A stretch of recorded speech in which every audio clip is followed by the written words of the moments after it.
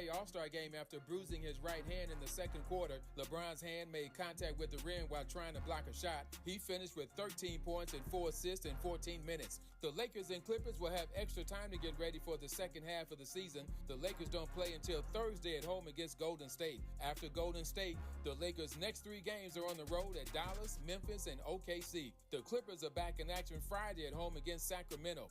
No debates, no speculation, just the info you need. That's your KBLA Sports Minute. I'm Ray Richardson. This sports report was brought to you by Original Taco Pete. Aaron at Original Taco Pete's. Come in today for our tasty seasoned black taco. We're at 3272 West Slauson off Crenshaw, or call 323-348-4441.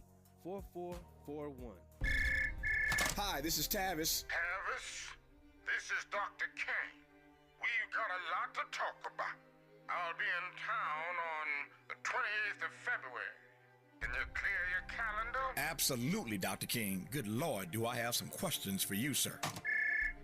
Hi, it's Tavis. Assalamu alaikum, my brother. This is Minister Malcolm. Now, I heard that you and Martin are getting together for a public dialogue on February 28th. You see, now I already know the date. Now, I know y'all not trying to keep me out of that conversation, are you? No, sir. No, sir. What happened to George Floyd shouldn't happen, not even to a dog. How long must the Negro continue to endure this foolishness at the hands of law enforcement? People can take but so much before they reach a breaking point.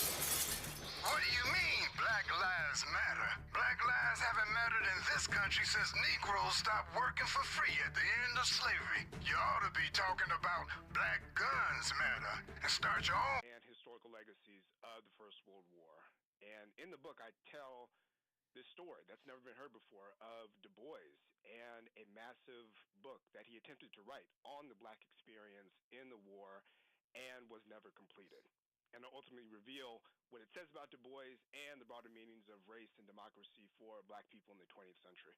Mm-hmm. Just top line for me, the Black experience in World War, in the First World War. Absolutely. So African Americans played a pivotal role in World War I. Approximately 380,000 African Americans served in the military, and Du Bois was deeply invested in African Americans proving their citizenship, proving their patriotism, very controversially, believing that the war would change the status of African Americans for the better. And as we know, certainly that didn't turn out to be the case. Mm-hmm. So is that your way of suggesting to me or telling me in the audience that Du Bois supported African Americans fighting in World War I? Du Bois fully supported African Americans fighting in World War I. He very controversially wrote an editorial titled "Close Ranks," where he encouraged African Americans to forget their special grievances, right, to throw their support behind the Allies and to prove their Americanness.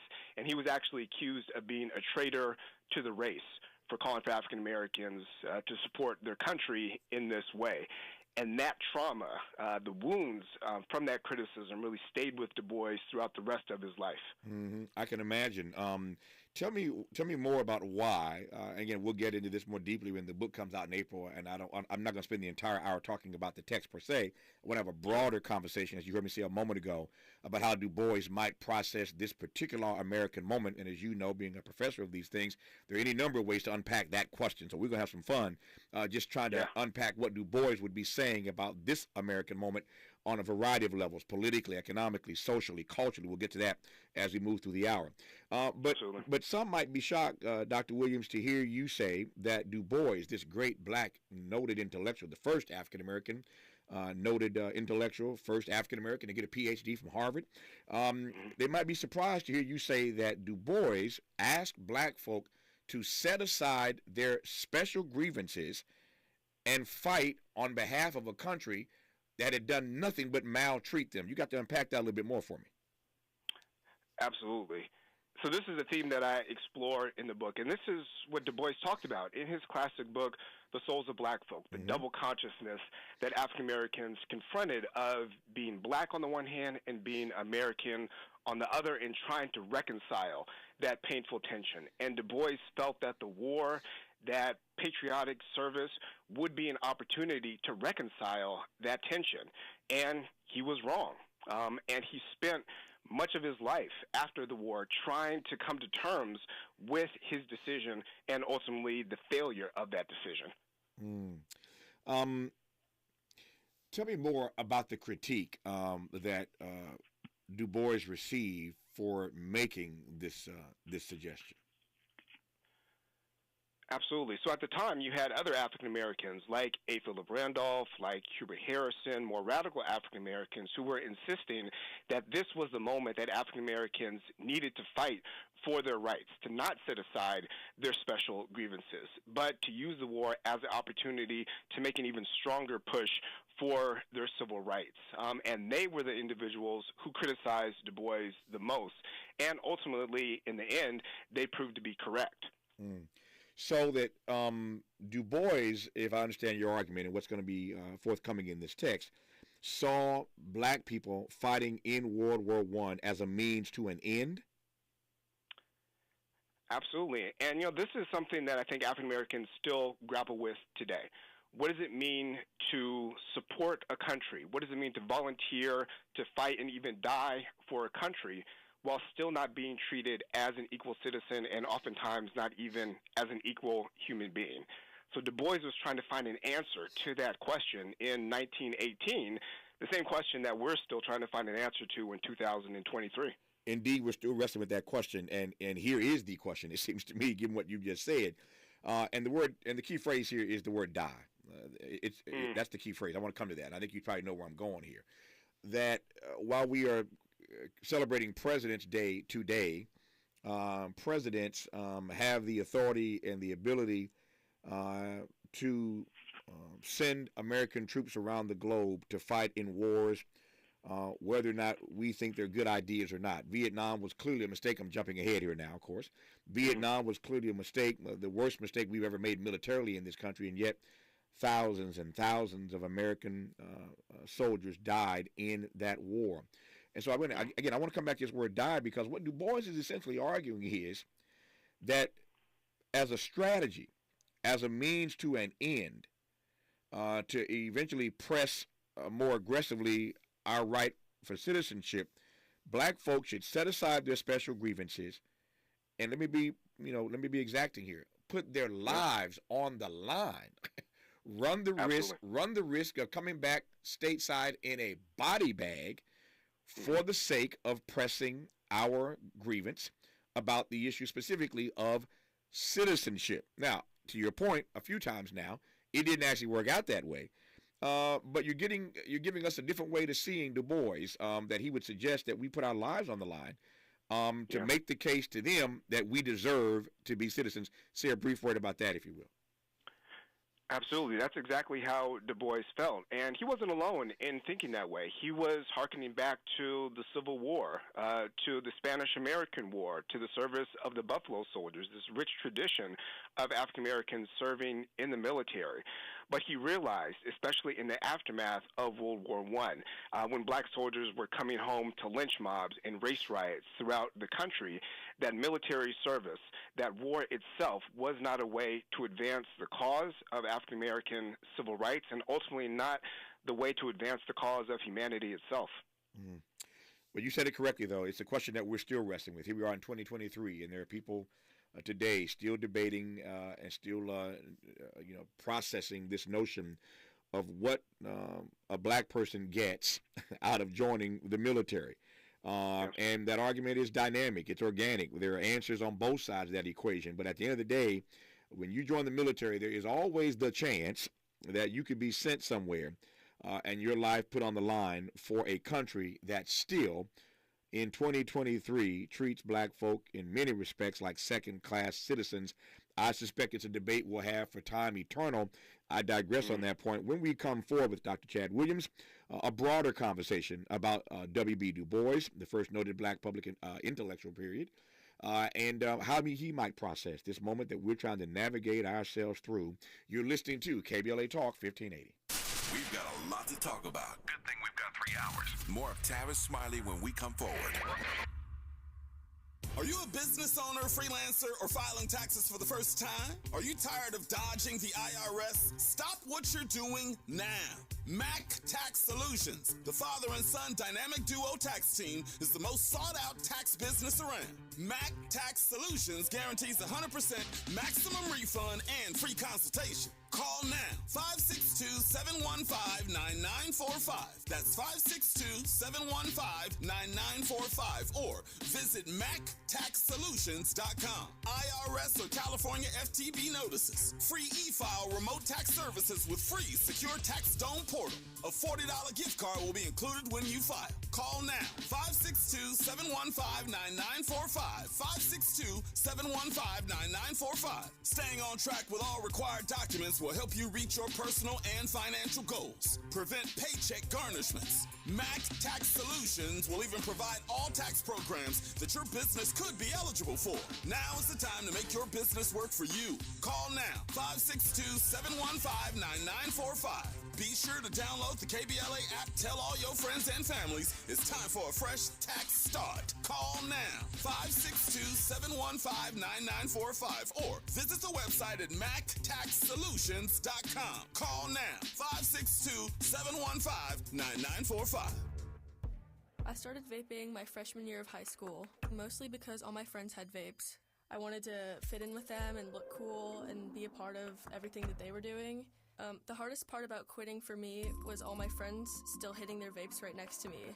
It was really frustrating and confusing when I was trying to quit because in my head I knew I didn't want to do it anymore, but for some reason my brain still wanted it. No quit story is the same. For free support, text I Can Quit to 66819 today. Home is where you start the day. Out the door, you're on your way. All the places you want to go. Maybe you should take it slow. There's so much to care for in your life. That's why Nationwide is on your side. Nationwide Mutual Insurance Company and Affiliates, Columbus, Ohio. The Venture X card from Capital One gives you premium travel benefits, perfect for seeing Taylor Swift The Eras Tour. Presented by Capital One. Oh, I do love her. Earn 5 times miles on flights and 10 times miles on hotels through Capital One Travel. Enjoy your stay in Suite 13. Whoa, 13? That's Taylor's lucky number.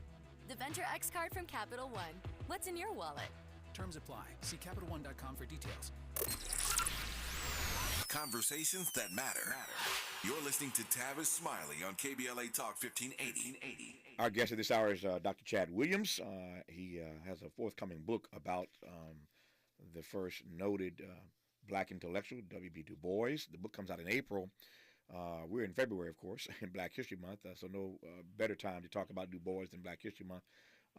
But this book drops in April. It's called The Wounded World, W.B. Du Bois and the First World War. Again, comes out just a couple of months from now, but we're honored to be joined in this hour by the author of that forthcoming text, who we'll have back on when the book comes out, I'm sure.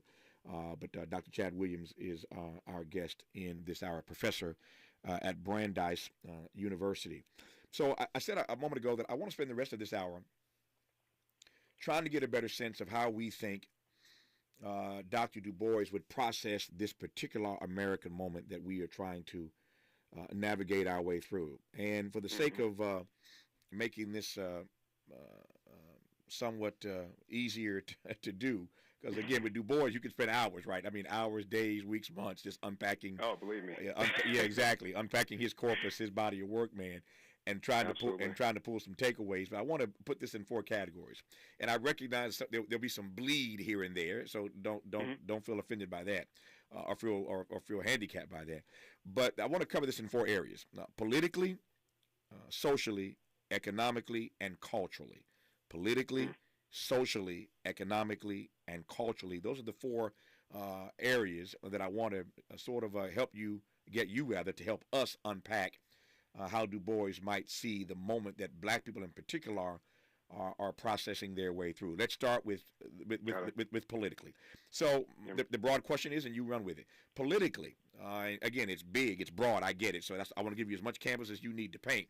Politically, how would Dr. Du Bois, given what he had to say then? Let me put a pin in this for you, just a quick second. You may have heard a promo while you were on hold, waiting to resume this conversation. We are doing a conversation with Martin and Malcolm. I am doing a conversation with Martin and Malcolm on the 28th of this month. So literally a week from tomorrow, we've been promoting this, and people are like, what is this? Somebody asked me the other day, and they saw me somewhere, Tavis, is this a seance? I say, no, it's not. It's not a seance, man. What it is, it's a 1-hour radio play where we imagine Martin and Malcolm coming back to Earth 50 years plus after their assassinations. They come back to Earth, and they sit for a conversation with a guy named Tavis Smiley about all of these contemporary issues that we are facing. I think, Professor Williams, what the audience is going to take away from this, given the following, and this is the key point, what they're going to hear in this conversation called The Return is me engaged in conversation with Martin and Malcolm about contemporary issues, but the words they are speaking are words they already spoke. Yes. So you see where I'm going with this, right? You're going to hear them talking in real time about real issues, but all of these words are taken from their body of work. And so I hope in Black History Month, folk will get a different take on Martin and Malcolm and what they would have to say about contemporary issues that we are wrestling with. I feel the same way about Du Bois in that regard, that so much of what Du Bois had to say then is still applicable today to the challenges that Black people face. So again, politically, socially, economically, and culturally, I want to sort of tap into Du Bois's thinking. So with that said, politically, how would Du Bois process the moment that we are in? So is it too late to add Du Bois to your conversation with Martin and Malcolm? You know what? That's a good idea for another conversation. So we'll figure out something to talk about Du Bois one day. But I appreciate the question. But I think what you said is so important in thinking about not just Martin Luther King Jr., Malcolm X, but Du Bois as prophetic figures. Yeah. And Du Bois in his writings, again, over an incredible span of time. He lived 95 years, was born in 1868 in Great Barrington, Massachusetts, died in Ghana in 1963, literally on the eve of the March on Washington. So he experienced nearly a century of life and all the changes related to the Black experience that came along with that. So he was someone who was singularly aware of what it meant to be Black at different moments in time, and was able to change his thinking, his approaches to the larger question of Black political freedom, depending on the circumstances and depending on kind of how his ideological views were at the time. When you say that Du Bois had the experience of, and I'd never thought about it in this way, that's why I love doing this program every day. As I say all the time, I always walk out of here smarter than I came in. I have never, ever heard what you just said in the way you explained it, and it's got me thinking now. Du Bois did live a long time, and there's a question to ask about the March on Washington, but I'll get to in a second here. But because he lived so long and lived through such a tumultuous period of Black life in America, eventually deciding to just leave America, as you mentioned earlier, and just go to Ghana. He gave up on America, gave up on the American experiment, and just went to Ghana. But because he was Black for so long, 95 years, he was, in fact, Black during different iterations of our struggle, and had to then adjust his worldview to the particular moment that Black folk found themselves in. In our lifetimes, I'm not sure that we're wrestling with the same thing. Maybe we are. Maybe I'm understating it. Talk to me, though, about us, everyday people, Black people, in this moment, in the lives that we're living, and whether or not what we're doing causes us or should cause us to adjust our thinking about how we navigate this journey. Does that make sense?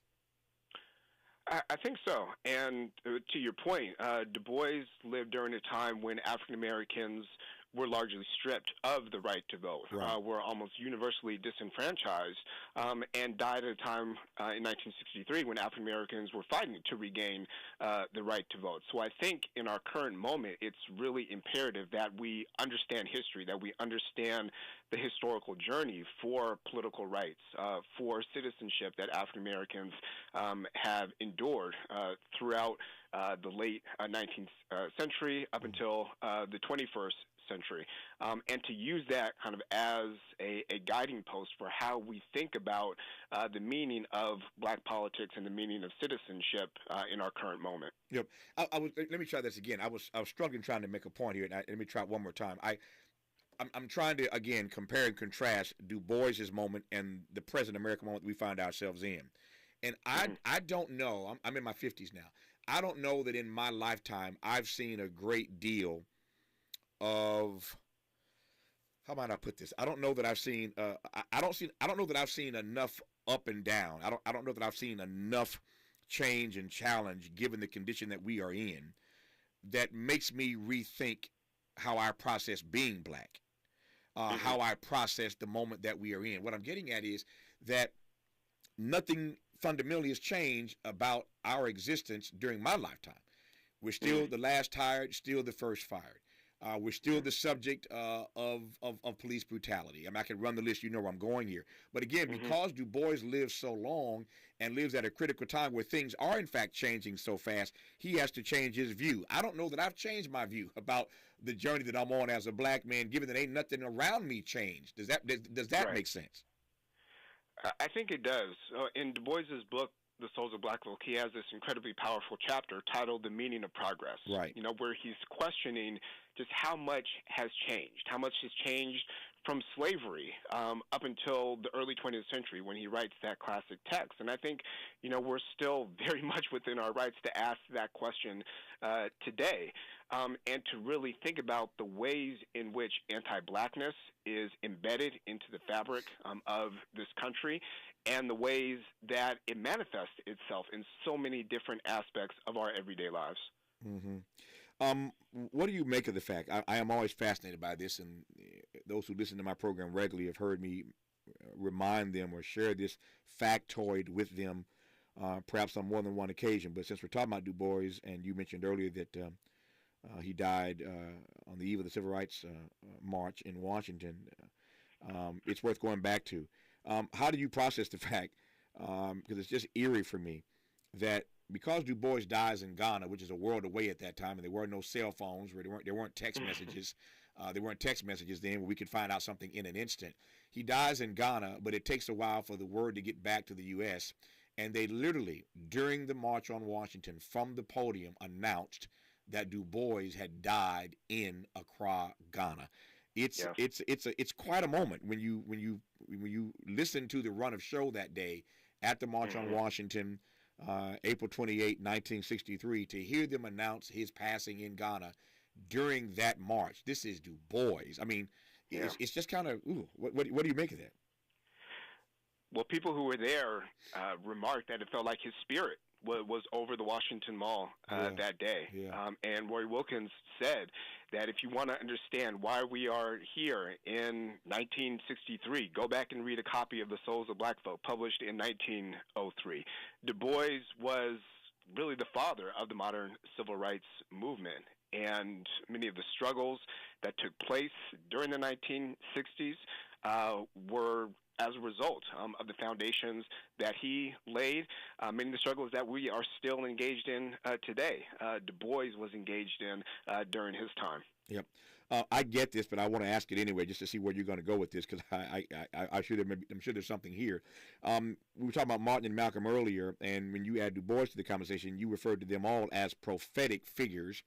Indeed, I think they were. But when you refer to Du Bois specifically as a prophetic figure, by that you mean what exactly? How would you frame that? I think you could frame it in a number of different ways. Certainly his clairvoyance, his historical insight, being able to understand the ways in which history has shaped America and the experiences of black folk still resonant today. But I think you could also, look at him in also a almost, spiritual sense. The religiosity that underpins a lot of his work. Du Bois had a very profound connection to, as he described in the title of his book, the souls of black folk. And I think he was able to connect with the very complex meanings of what it meant to be black in a way that really no other black intellectual in this country's history has been able to do. We're having a Black History Month conversation about the life and legacy, the impact of W.B. Du Bois, specifically in this hour, how Du Bois might process this particular and, I might add, peculiar American moment that we black folk find ourselves in. As you well know, he was the first African-American to receive a Ph.D. from Harvard, and all these years later, we are still talking about the grand contributions of W.E.B. Du Bois. Dr. Chad Williams has a new book about Du Bois coming out in April, and so no better scholar to have on as our guest in this hour during Black History Month, talking about the impact all these years later of W.E.B. Du Bois. We've addressed the issue of how he might process the political moment that we are in when we come forward after news, traffic, and sports. How would he process this economic situation, the cultural moment, the social moment? So much more to get into about Du Bois with Williams and Smiley when we come forward on KBLA Talk 1580. The station you turn to when you've had it up to gear with cultural incompetence. KBLA Talk 1580. I'm John Marshall. Here's the latest on the Black Information Network. 9 juveniles are recovering after they were all shot at a late Friday night shooting at a gas station in Columbus, Georgia. Officers dispatched to the scene found all 9 victims in varying degrees of distress. Fortunately, officials say all of their injuries were described as non-life-threatening. 7 of the victims reportedly were male and 2 were female. The U.S. is officially calling off the search for debris for the 3 unidentified objects shot down by the military last weekend. The Pentagon says it didn't find anything after fighter jets downed the objects in a remote area over Alaska, Canada, and the Great Lakes. President Biden says it's likely the objects belong to private companies and were not connected to China's spy program. The FBI is now analyzing sensors from the Chinese spy balloon shot down off the South Carolina coast earlier this month. That's the latest. I'm John Marshall on your home for 24/7 News, the Black Information Network, and BINnews.com. St. Louis and Cerritos has a ramp shut down 91 eastbound towards the 605 northbound. Got an overturned big rig on the ramp. This is causing delays on the 605 southbound past the 91. And also on the 605 northbound approaching the 91. The right lane is closed in that direction as well when they set up equipment. In Irwin, they've got a crash on the 210 eastbound for Irwindale Avenue. They're clearing that out of the carpool lane, causing delays on the 605. And in Yorba Linda, watch for vehicles stalled 91 westbound at Gypsum Canyon. It's sitting in the lane right between the fast track and the main line. Who has over 6,000 5-star reviews for water heater repairs and replacements? Water Heaters Only. That's who. Visit waterheatersonly.com for quick same-day service. And if you want low prices, that's their business. Waterheatersonly.com. That's waterheatersonly.com. This is the KBLA Sports Minute with Ray Richardson.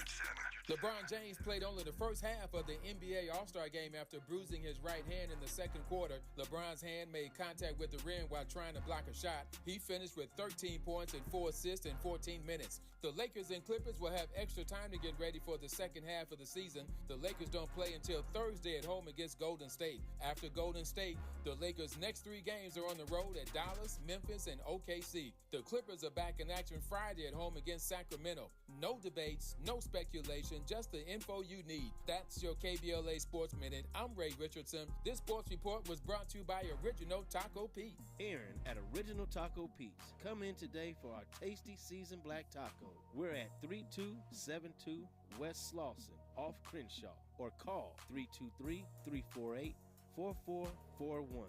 California is a great place to live and work, but those aren't easy things to do for students also going to college. That's why the state created the Californians for All College Corps, a way for students to build skills and help others while earning up to $10,000 for school. Commit to serve your community and we'll help you pay for college. Spots will fill up fast, so learn more and apply today at www.cacollegecorps.com. That's www.cacollegecorps.com.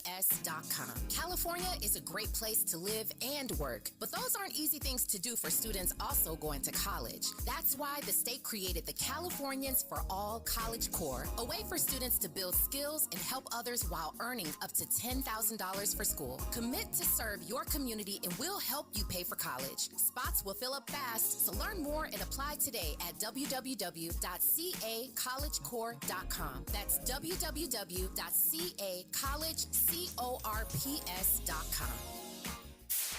KBLA Talk 1580. We've got a lot to talk about.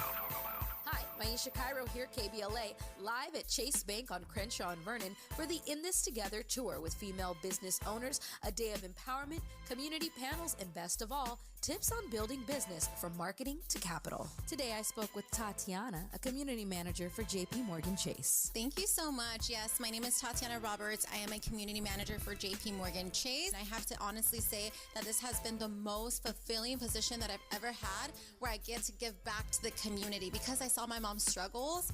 That's really what fuels what I do to make sure that the community has all the access to the resources that my mother didn't have. So for the mother who's in business, what are 3 quick tips you can give to ensure that they're on the right path to accessing financial support from a bank like Chase? Say number 1, just make sure that you're checking your credit on a consistent basis and taking action to either fix your credit, maintain your credit, or rebuild your credit. The second thing would be budget. I know that B word is kind of like ugly for, right? A lot of people don't like that B word, but it has to be done. We need to tell our money where to go.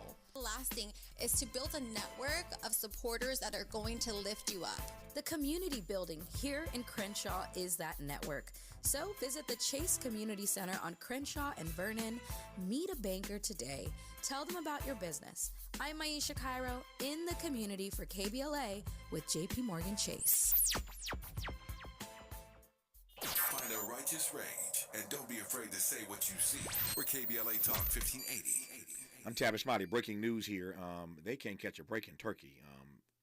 As you all know, 46,000 people killed in that earthquake in Turkey and Syria. And we're told now that a 6.3 magnitude earthquake has just hit Turkey and Syria again. This one 6.3.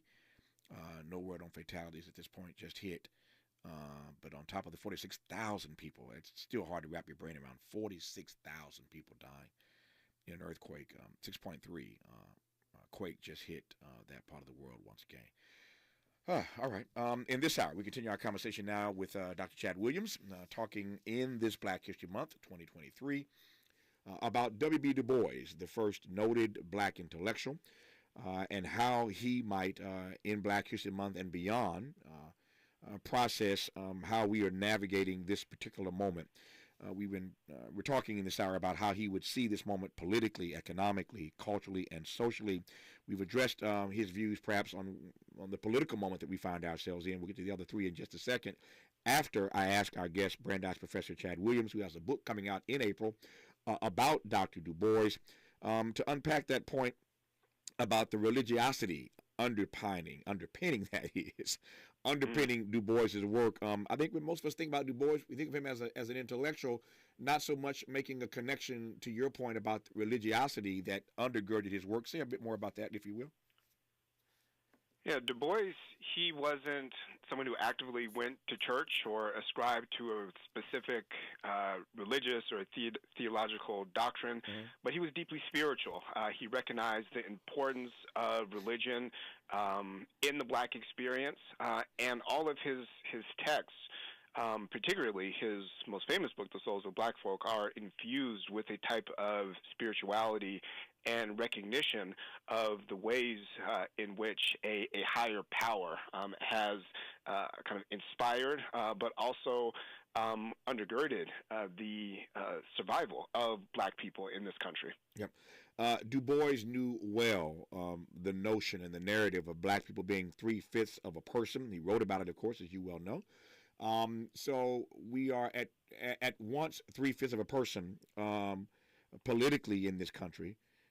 And now here we are in 2023, and I just shared with an audience the other day that we are still 3/5 of a person economically speaking. I mean by that black folk earn today, 3/5 of what white people earn in this country. So economically speaking, we're still 3/5 of a person. How would Du Bois process the fact that economically not a whole lot has changed for black people in America?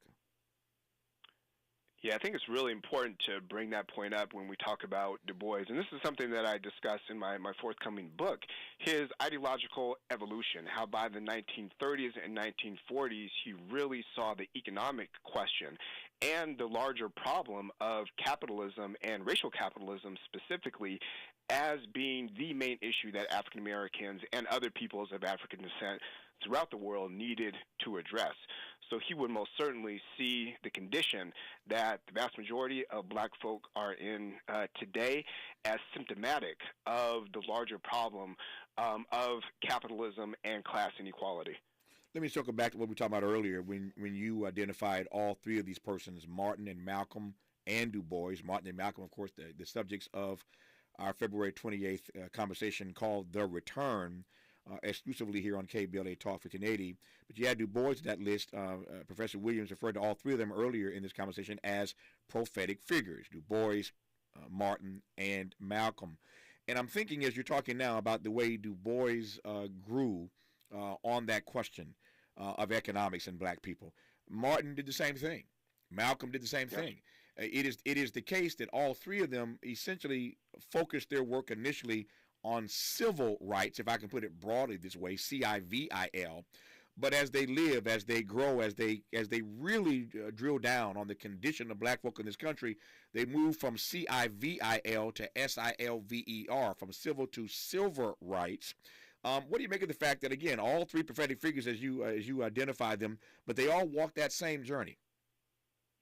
Absolutely. And I think that's what makes all three of them so unique is their capacity for change, their capacity to think about and analyze the conditions that black people are facing and change their ways of thinking, change their approaches accordingly.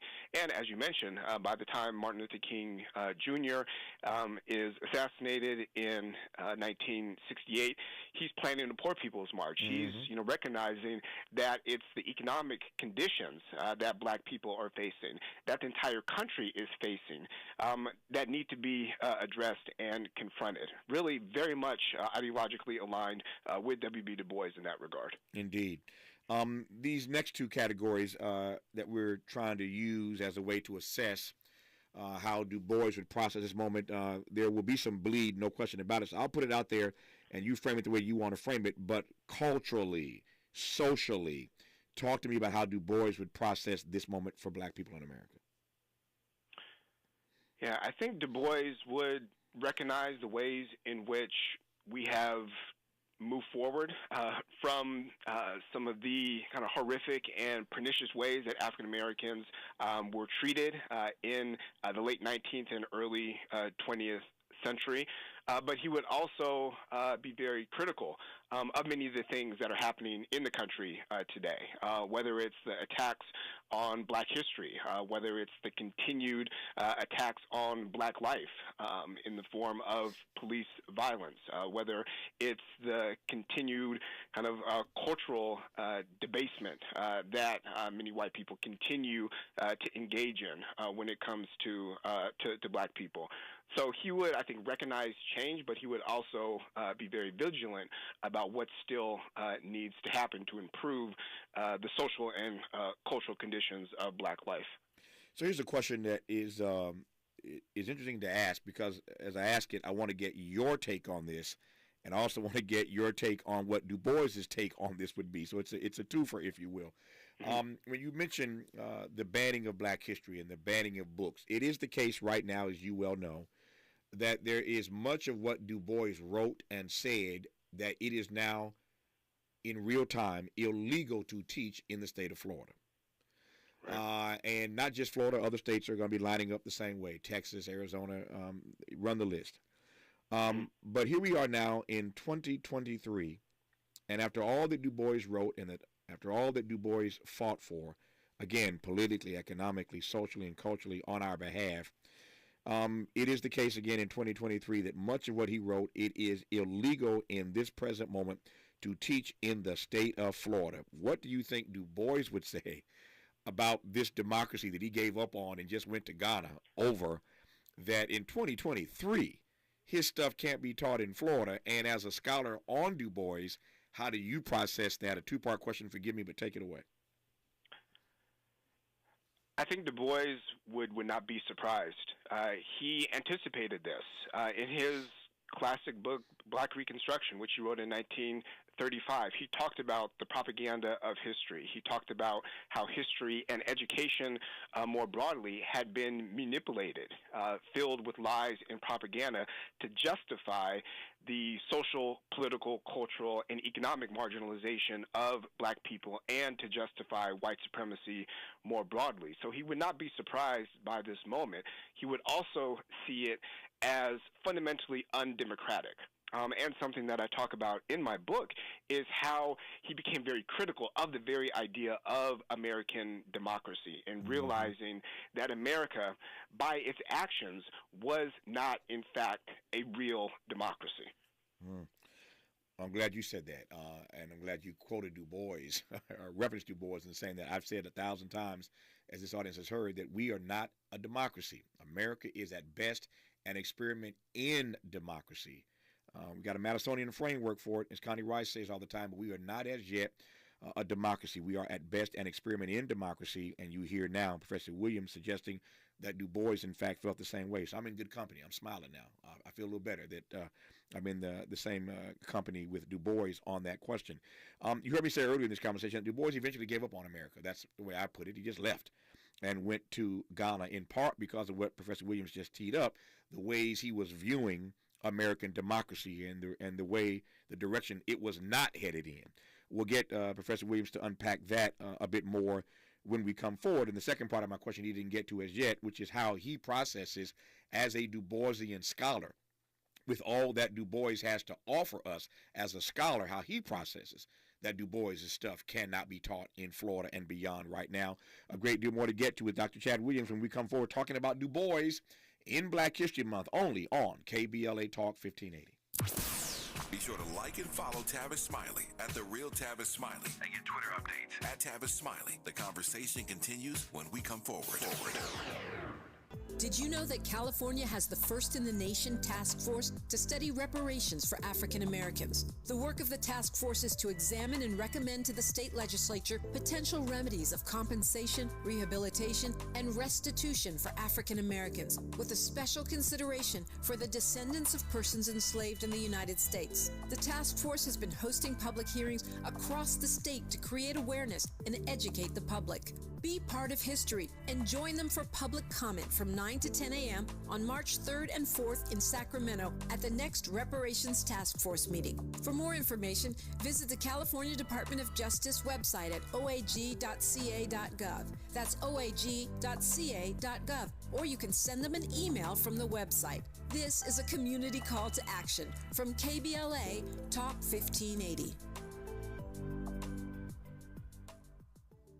Let's get back to business, Los Angeles County. The Economic Opportunity Grant Program is now open. This program is designed to provide financial support to qualified small businesses, micro entrepreneurs, food industry businesses such as restaurants, and nonprofits in Los Angeles County. Approximately 4,600 grants of up to $2,500 each will be administered to qualified micro businesses that face barriers to accessing capital resources. To learn more about the Economic Opportunity Grant Program, visit www.grants.lacounty.gov. The application process is fast and easy. Don't miss the opportunity to get back to business. This program is administered by the County of Los Angeles through its Department of Economic Opportunity and funded in part through a grant from the California Office of the Small Business Advocate. The application portal is powered by Lindustry. Visit www.grants.lacounty.gov and get back to business.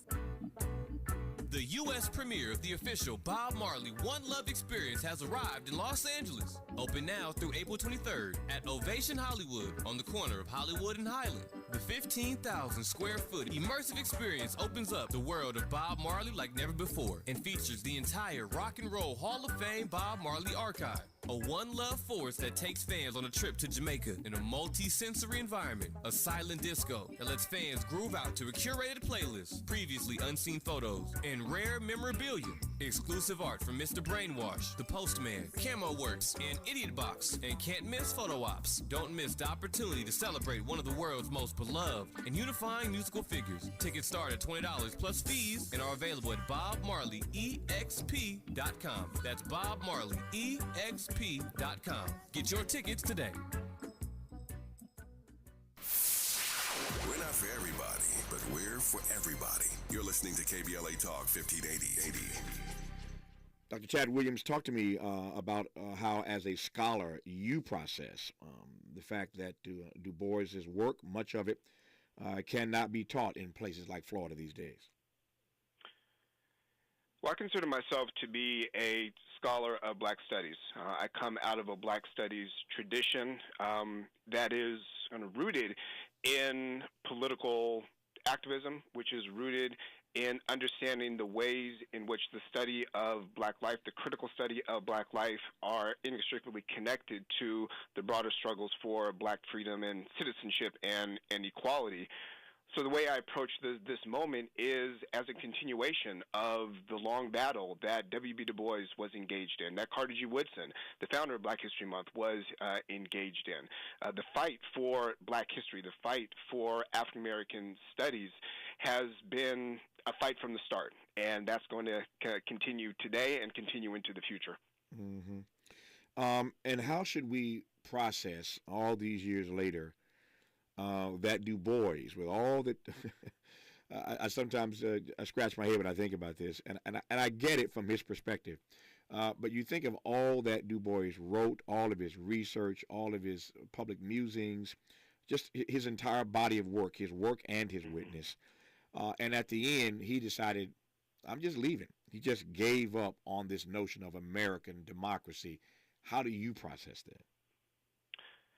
Yeah, I think it's a really powerful moment when Du Bois, keeping in mind that this is during the height of the Cold War, he's being persecuted by the federal government, when he realizes that he is better off fighting for democracy outside of the United States, of finding a home in Africa, in Kwame Nkrumah's independent Ghana, recognizing that it's from that distance where he can have the most impact in these last few years of his life, to voice a critical perspective on what democracy means. He still believed in the potential, the promise of American democracy, but certainly believed by his final days that America was failing to live up to its highest ideals. Tell me more about his critique of American democracy in those final years. I think that critique of American democracy really begins, as I discuss in my forthcoming book, during World War I, a war that was supposedly fought to make the world safe for democracy, right? And African Americans come home to lynchings and racial violence.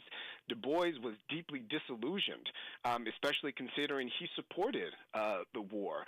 So throughout the 1920s and 30s and throughout World War II itself, he's reckoning with the meaning of American democracy, all the way up until the end of his life, where, as I said, he makes the decision that he's going to fight for democracy outside of the United States because American democracy was not protecting him.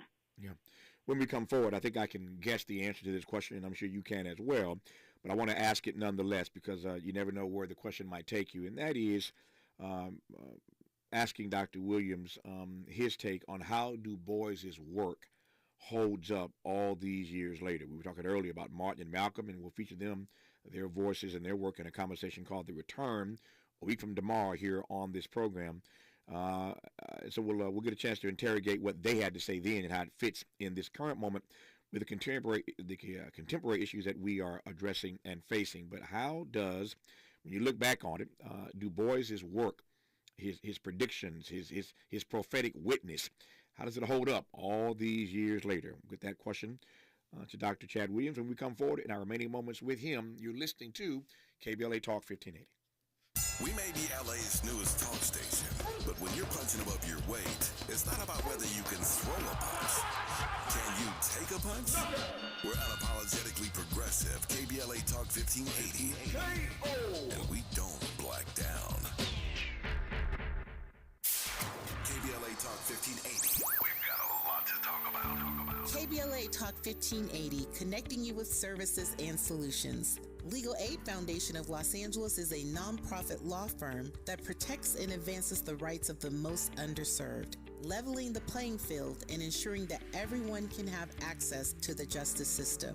Legal Aid Foundation of Los Angeles seeks to achieve justice for people living in poverty across Greater Los Angeles. The foundation provides direct representation, offers counsel and advice, provides referrals, educates the community about their legal rights through workshops and seminars, and supports individuals and families by protecting human and civil rights. To get legal help, to donate, or to volunteer, please visit lafla.org. That's lafla.org. At KBLA Talk 1580, we stand with young people. We don't black down. This is a community call to action from KBLA Talk 1580. KBLA Talk 1580 is growing at a phenomenal pace, and we need to enlarge our territory. We are seeking smart, creative solution providers to join the KBLA delegation and go higher with us. If you or someone you know is interested in joining our team as a brand manager, go to our website at KBLA1580.com. Tap on employment opportunities and let us hear from you. We're not looking for everybody or just anybody, but you could be that special somebody. Come grow with us. We're KBLA Talk 1580.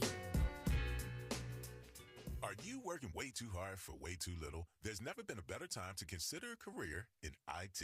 You could enjoy a recession-resistant career in a rewarding field with plenty of growth opportunities and often flexible work environments. Go to mycomputercareer.edu and take the free career evaluation. You can start your new career in months, not years. Take classes online or on campus, and financial aid is available to qualified students, including the GI Bill. Now's the time. Go to mycomputercareer.edu. Interrogating your assumptions and expanding your inventory of ideas.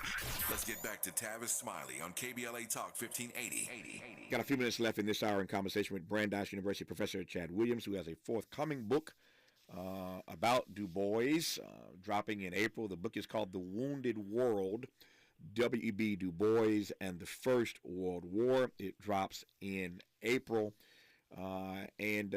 Professor Williams, let me close with a couple questions about Du Bois's work all these years later. The broad question is how, as you delve into his work for your forthcoming book, how his work holds up.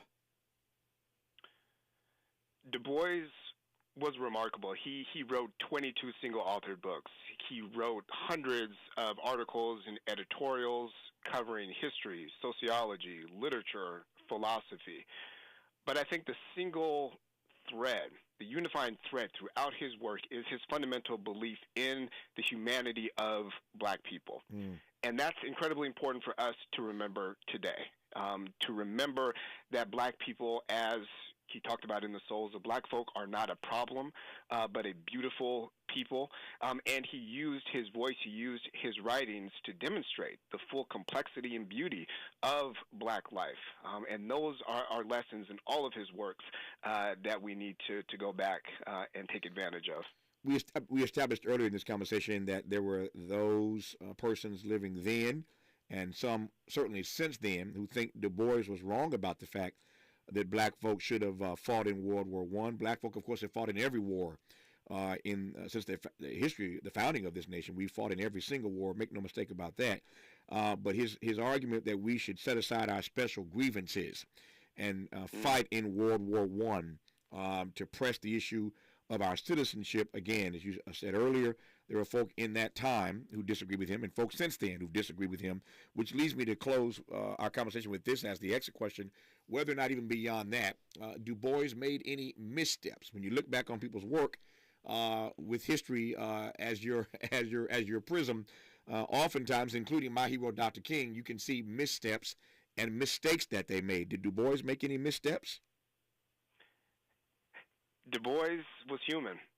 and Du Bois was wrong about his decision to support World War I. In many respects, World War I was a complete failure. Du Bois' decision to support the war was a failure. But I think it's through that experience of failure where we see Du Bois change, evolve, and grow into the uncompromising anti-war activist that he was by the time of World War II and in its aftermath. I think we can learn from making mistakes, from experiencing failure to grow and to be better people for it. I want to thank Brandeis Professor Dr. Chad Williams for this hour, unpacking as best we could in 60 minutes, just kind of top-lining because his corpus is so deep, as you heard him say, 20-plus books authored singularly by Du Bois, not to mention all his other work.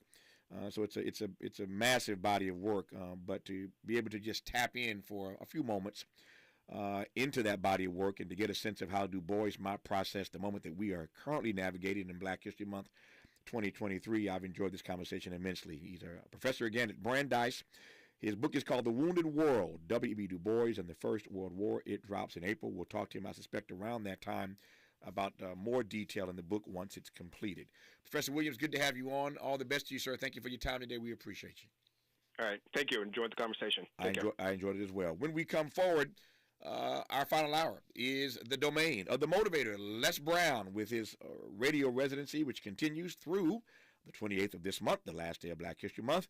You've got to be hungry with Les Brown after news, traffic, and sports on KBLA Talk 1580. KBLA 1580.